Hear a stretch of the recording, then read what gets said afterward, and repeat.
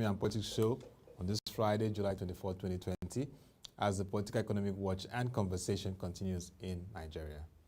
Here is a lineup for this edition. We'll be looking at IMF's article on unemployment and global recession, analysis on COVID-19 and Nigeria's employment generation from FDC, the Economic Sustainability Plan receiving international support, Institute of Directors of Nigeria set to unveil its Code of Ethics on August 6, 2020, clarifications from the Federal Inland Revenue Service on administration of stamp duties, and World Bank's perspective on COVID-19 and the pathway to recovery. Those are discussions we'll have today. So let's begin with the International Monetary Fund. There has been much discussion in recent months about how workers who transition to working from home and those who were deemed essential are less affected by the layoffs and job losses brought on by lockdowns than are workers in social jobs that require closer human interaction. For example, restaurant workers. However, a new IMF staff research has shown that this does not tell the full story. In particular, from what IMF has discovered, their teleworkable jobs are indeed more secure than non-teleworkable occupations during the current pandemic-related recession. This pattern has also been observed during the global financial crisis of 2007 to 2009, meaning that something more than the pandemic-related restrictions is at play. As is being shown from the analysis, unemployment has increased less for teleworkable occupations during both recessions. This pattern suggests that people in teleworkable occupations tend to keep their jobs, not only because they satisfy the need for social distancing and other novel requirements of the current pandemic, but also because such people tend to be more highly skilled and educated and hence less vulnerable to recessions. The IMF paper also finds that essential jobs have been less affected not only during the current recession, but also during the global financial crisis. On the other hand, while social jobs have been severely affected during the current recession, they were indeed less affected during the global financial crisis. The IMF research also confirms some interesting observations regarding the distributional aspect of recessions. It finds that young and low-skilled workers have always been harmed more in recessions, while women and Hispanics are most severely affected during the current recession. Women in particular are more likely to work in industries and occupations that are being affected more severely during this recession period. And during both recessions, low-income workers have suffered more than top-income earners. Very touching analysis from the International Monetary Fund. Let's go on to Financial Derivatives Company's insight on Nigeria's employment amidst the pandemic. From its table, it says that companies around the world are adopting a more cautious approach to their operations as they struggle to stay afloat, despite the prevailing economic realities brought on by the coronavirus pandemic. The imposition of lockdown measures has had a severe impact on business operations and raised the threat of massive job cuts as companies struggle to survive the nightmare of the century. For instance, the United States has reported a spike in its unemployment rate to 14.7%, the highest in history. This happened in April 2020, and this is happening since the inception of the unemployment survey before it eased to 13.3% in May 2020. Although the unemployment statistics of many African economies, including Nigeria, is not up to date, these countries are also likely to experience a surge in unemployment rates. Nigeria's unemployment rate was last estimated at 23.1% in third quarter of 2018 and is projected to rise to 33.6% by fourth quarter of 2020. Looking at employment generation amidst strained public finances, FDC says the Nigerian government's ability to create employment for its growing youthful population has been gravely undermined by the crash in global oil prices. This has necessitated several revisions to the country's 2020 budget and significant reductions in certain planned fiscal expenditure. Although the oil price benchmark was reviewed upwards to $28 per day from $25 per day, according to the recently passed and revised budget, the fiscal revenue projection is based on expected oil production of 1.8 million barrels per day. This is above the new OPEC quota of 1.4 million barrels per day. It invariably means that it could be as unrealistic as the newly revised 2020 budget of 10.81 trillion naira, which is 2.08% higher than the initial budget of 10.59 trillion naira. In other words, with government revenue in tatters, the feasibility of planned fiscal spending is already a mirage, and so is employment creation. This is aggravated by the possibility of massive layoffs of workers by firms operating in the country, especially companies offering non-essential services who have been the most affected by the lockdown measures.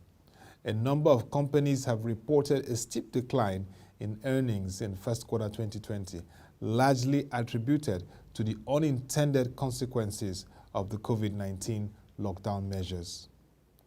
What is FDC offering as the way forward in these challenging times?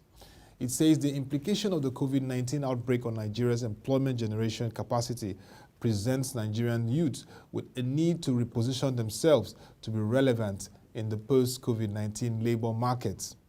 How can this be achieved? First, through digital skills. I guess all the millennials are listening now. An interesting realization of the COVID-19 pandemic is the practicability of virtual business interactions and operations. This highlights the importance of ICT skills and personal development in order to be able to use ICT knowledge for business operations. Finding ways to make one's skill or services marketable digitally will also help to expand the reach of the business or service for better productivity. Taking advantage of attractive sectors of the economy, particularly the agricultural sector. And so this is for the youth, millennials, they have to find agriculture attracting. Some sectors have become priority for the government following the outbreak of COVID-19. Loan initiatives to the agricultural sector and the emphasis on patronage of made-in-Nigeria goods can be favorable, explored for productive investments and self-employment. Entrepreneurial initiatives. Although entrepreneurship has been frequently alluded to as a veritable means of job creation, the present realities in the economy and the advent of COVID-19 have helped to reinforce the stance. The need to develop entrepreneurial initiatives is closely linked to taking advantage of attractive sectors. For instance, some individuals began manufacturing improvised face masks and shields after the government made it compulsory to wear face masks in public places as part of measures to curb the further spread of COVID-19 in the country. That has to do with being innovative in this period. What is the conclusion from the FDC? FDC says with the business environment and workspace redefined in line with requirements for social distancing measures and the obvious constraints on job creation by the government, it has become imperative for Nigerians, especially the unemployed youths, to carve a niche for themselves in the labor market. This individualistic positive orientation could have a significant impact on the collective development of the economy as a whole and position the country for quick recovery from the economic impact of COVID-19 pandemic. I'd just like to add that it is really an opportunity for the youth to rediscover themselves, and we hope this period they can begin to latch on to their potential and skills to create value and drive our economy, because the future is about the young people too. Let's look at the Nigerian Economic Sustainability Plan. Since its inauguration and the Federal Executive Council's approval, we are beginning to see some interesting stories from the NESP.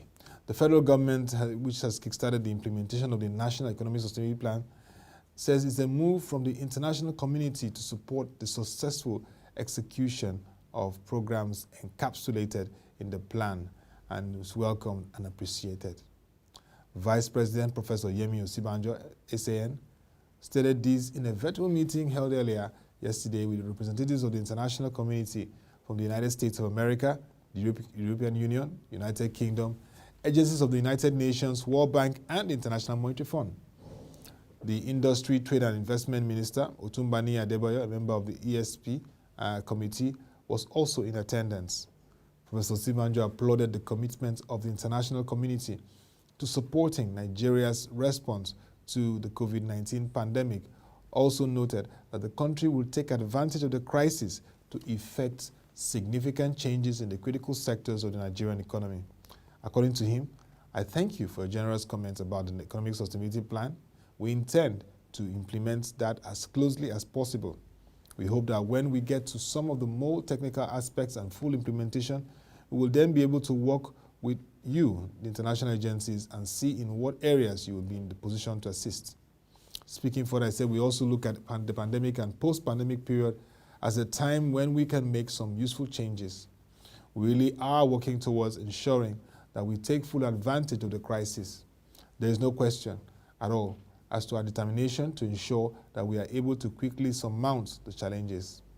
The Vice President also restated the government's condolences on the recent killings of 5 aid workers, which happened sadly this week, Wednesday, in Borno State by Boko Haram insurgents.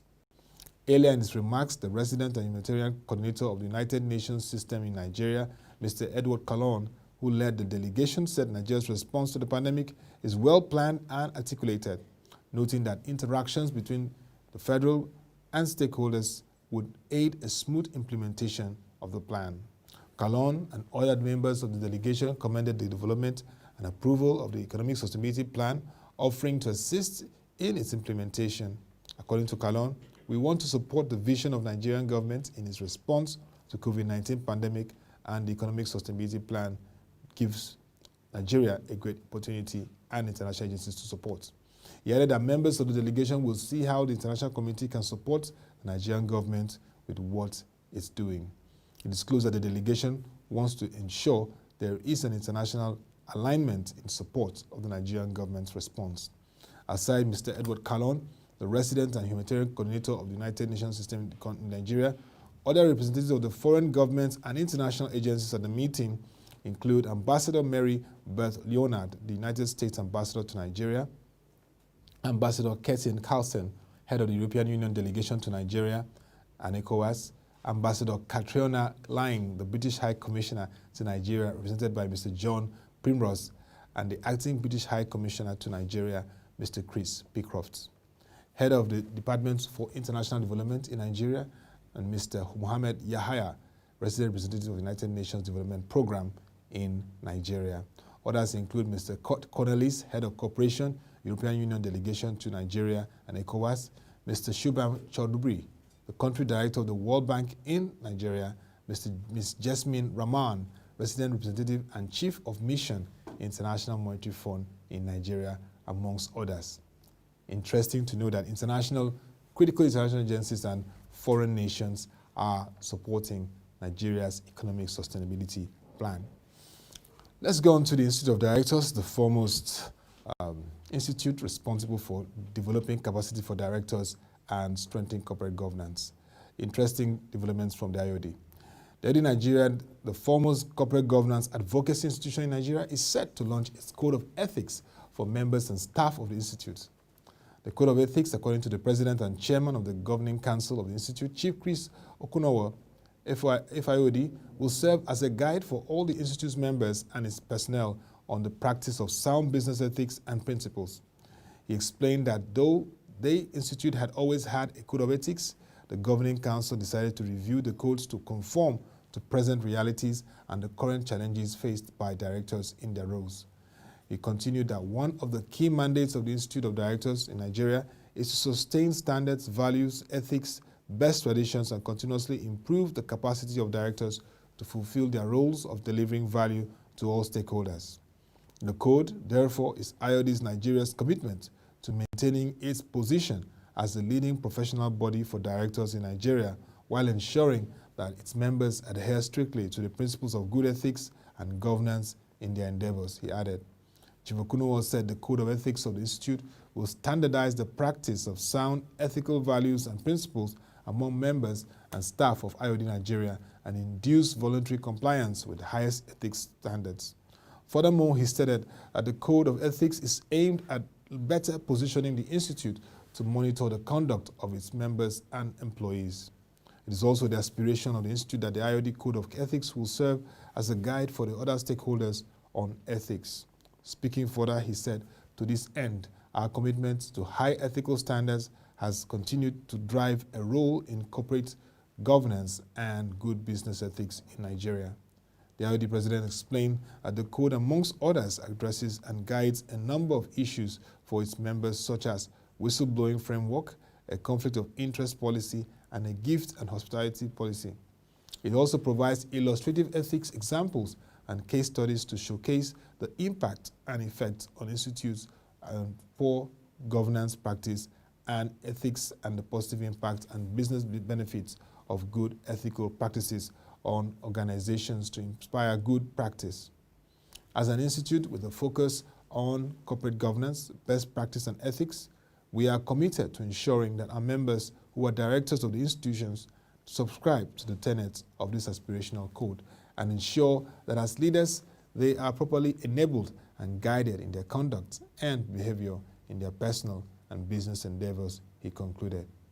Also speaking on the matter, the chairman of the Ethics Committee of the Institute, Mrs. Amina Oyagbola, FIOD, said it was important to note that in the process of developing this code, strategic engagements were held with members to obtain their input and feedback. The Ethics Committee's members held several meetings over a 6-month duration to brainstorm and exchange ideas on the mandates from the IOD Governing Council and the terms of reference to ensure clarity and a shared understanding. According to her, the committee conducted research and gathered useful resource materials and documentations from the Institute, committee members, and across jurisdictions to aid the process of developing a best practice IOD Code of Ethics that meets international best practice standards, she stated. She also added that the Ethics Committee, which was inaugurated in September 2018, worked tirelessly to make available a revised Code of Ethics for the Institute, which was approved by the Institute's Governing Council in 2019 with a mandate that the code should not only be applied to members and staff of the Institute, but should be offered to all other stakeholders who are interested in the entrenchment of good governance in Nigeria. That's very nice to hear. For those that do not know, IOD Nigeria is an apex professional body with a mandate to cater and speak for directors in their individual capacities across the various sectors of the economy. It is one of Nigeria's leading economic policy and corporate governance advocacy institutions, which has consistently promoted innovative policies aimed at ensuring private sector-led economic growth. It has made significant and highly impressive strides in working closely with governments, corporate organizations, bilateral chambers, and diplomatic missions to raise the standards of governance and corporate leadership in the private and public sectors.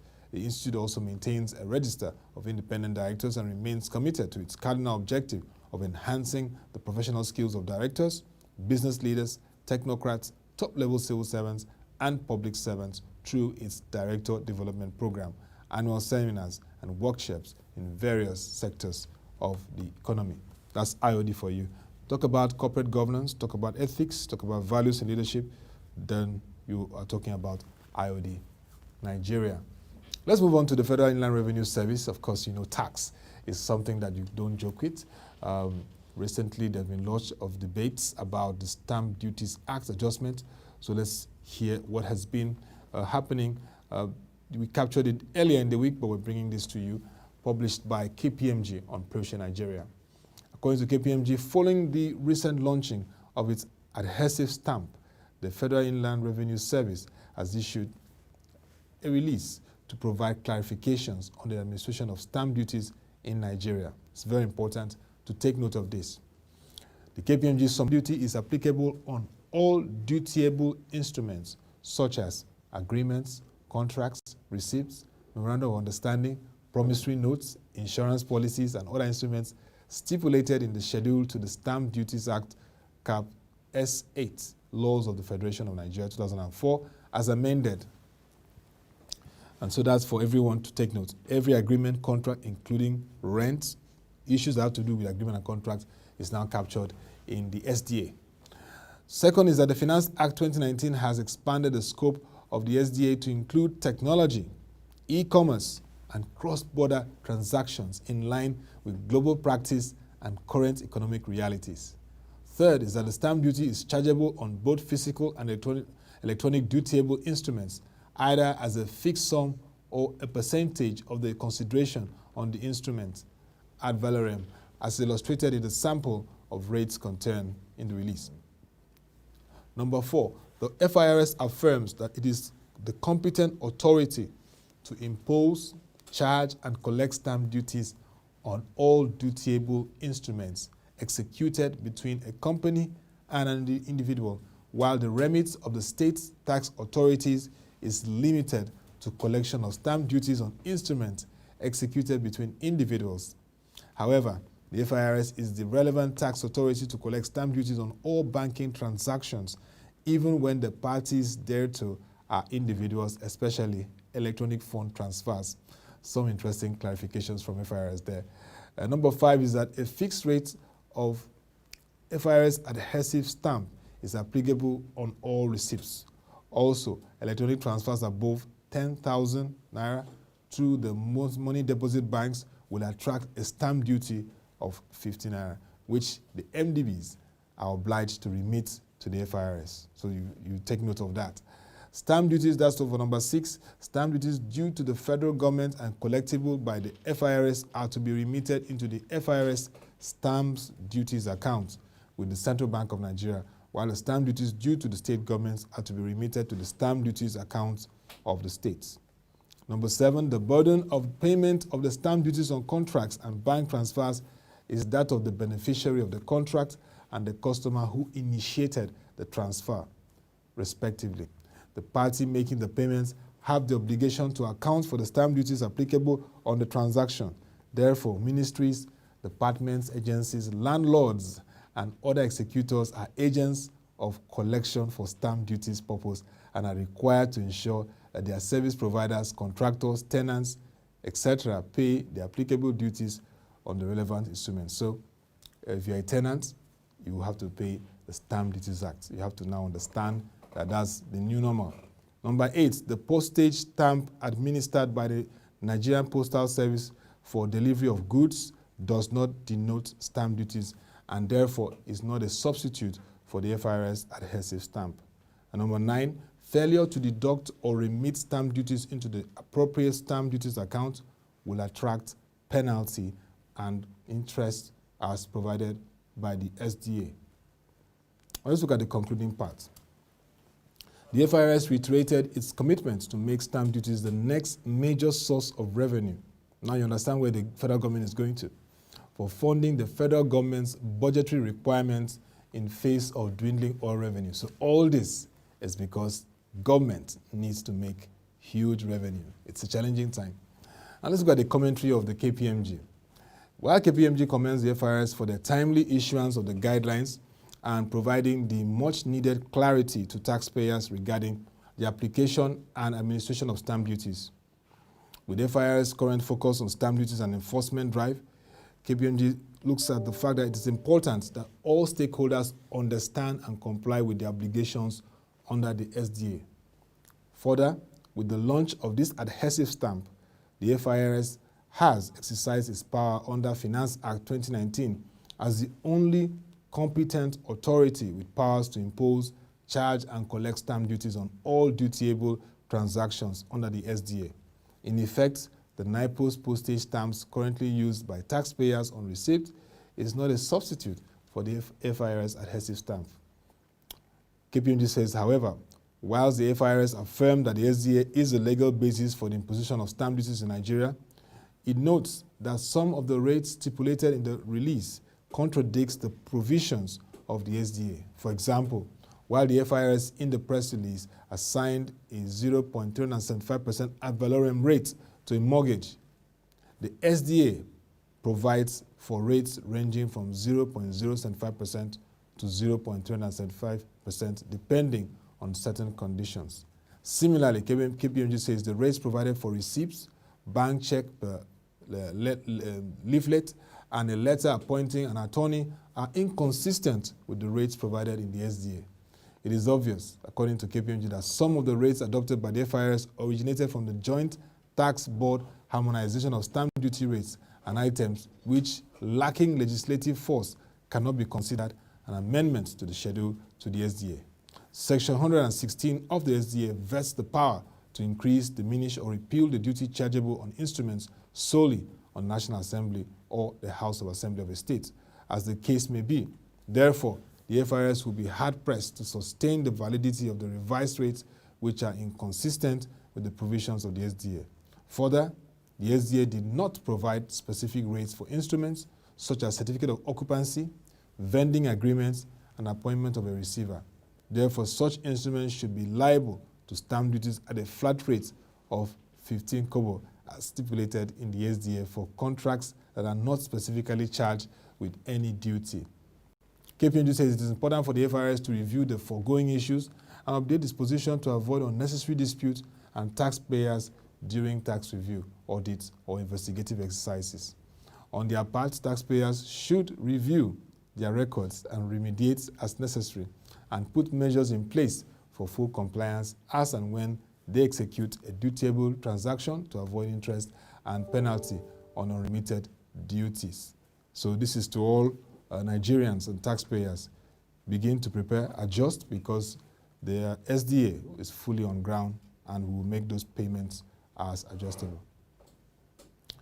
And we go to the World Bank, looking at the coronavirus pandemic that has taken a drastic human toll and close to 15 million confirmed cases of COVID-19 and over 600,000 deaths around the world mid-July. As the geography of the outbreak continues to shift, new hotspots are emerging in developing countries, including in Latin America, in South Asia, as well as worrying trends in parts of Africa. Second wave outbreaks are also appearing in areas that had been seeing progress. The economic and social impacts of the pandemic are reverberating globally amid great uncertainty. And according to the World Bank staff, they can all foresee a very different world for a long time to come. Millions more people are likely to fall into extreme poverty as a result of COVID-19, and the existing poor will experience even deeper deprivation. Over 1 billion jobs are under threat worldwide, deepening the need for better safety nets for most informal workers or for many vulnerable groups. As developing countries race to halt the health emergency, they must seek ways to contain economic and social damage, as well as work urgently to get their development agendas back on track. On all of these fronts, the World Bank Group is committed to doing all it can to help. It recognizes that the massive scale of COVID-19 pandemic demands a truly exceptional response. Already, it has been working with over 100 low and middle-income countries to bolster their health systems and broad-scale pandemic response, as well as lay the groundwork for recovery. This effort involves all the bank group's financing arms, with about 2/3 of its financing from the public sector arm, the International Development Agency, and the rest from the private sector arm, International Finance Corporation, amongst others. As outlined in a recent blog, there are 4 priorities for the broad, fast action that the World Bank Group has underway, which is saving lives threatened by the pandemic, protecting the poor and vulnerable, helping save jobs and businesses, and working to build a more resilient recovery. These priorities are outlined in its operational approach to COVID-19 crisis, entitled Saving Lives, Scaling Up, Impact, and Getting Back on Track. It encourages everyone to explore this paper and depth. You can go to worldbank.org to get insight on that blog. It says the COVID-19 pandemic demands engagement with unprecedented speed, scale, and selectivity. The ambition of the crisis response is to help client countries assist at least 1 billion boosting shared prosperity. That's the bullish goal of the World Bank. It's organizing its crisis response across 3 stages of relief, restructuring, and resilient recovery. The first involves emergency response to the health threat posed by COVID-19 and its immediate social, economic, and financial impacts. Then, as countries bring the pandemic under control and start reopening their economies, the restructuring stage focuses on strengthening health systems for future crises, restoring people's lives and livelihoods through education, jobs, and access to health care, and helping firms and financial institutions regain a solid footing. This is best captured by the Building Back Better concept, which means putting in place the kind of interventions that meet the short-term needs but also maintain a line of sight on longer-term development challenges. In tackling the crisis, international cooperation assumes a new level of importance. The financing demands are truly staggering, and only through close cooperation can global community meet this challenge. IMF needs to work closely, and World Bank also needs to work closely between the public and private sectors, particularly helping the private sector get back on its feet, and in this way facilitate the preservation and creation of new jobs. Bearing this in mind, the World Bank Group's comparative advantage is working with clients and partners across the globe through the public and private sectors to explore ways of developing innovative approaches that can speed progress in fighting the pandemic and transform the crisis into opportunity. World Bank Group staffers are optimistic that with perseverance and unwavering support, some countries will be able to reach the resilience recovery stage sooner than they can imagine. And that will make it especially important that the globe and every member of the World Bank works together and start thinking about how each developing country can rebuild better. It's a long road, and it will continue to work with all the stakeholders through the global coalition to respond at scale needed to flatten the curve of the pandemic and steepen the curve of recovery that will make things much better. It's a new normal. And just to know that beginning from this weekend, the longest bridge in Nigeria and in West Africa, the Third Mainland Bridge will be partially closed for construction and maintenance. That will take for 6 months into the year 2021. That is the biggest gateway of inflow of traffic in between the Victoria Island, marine area, and the mainland of Lagos.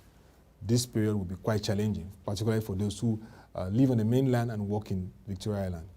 For those of us that know, Lagos is Nigeria's economic capital, and Victoria Island and Lagos Island are both business zones to trillions of dollar investments of financial markets and other critical sectors of the economy. So this, of course, will be a challenging period, and how the Federal Ministry of Works and Housing, working with the state government, manages this situation becomes very critical because of the vehicular traffic and also the inconveniences that staff may have to go through.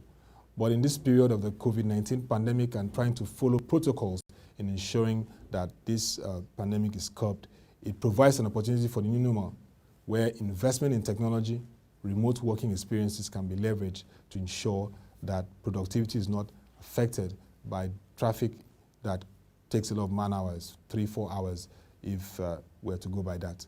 And so we hope that this whole process will be managed. But it's going to be a very challenging experience for all Lagosians, and we identify with this challenge and just wish that all Lagosians this period will follow the laid down traffic protocol, working with the Federal Road Safety Corporation and, of course, the Lagos State's Traffic Management Agency, LASMA, to ensure that we all avoid unprecedented traffics that delays appointments and engagement and business transactions this period.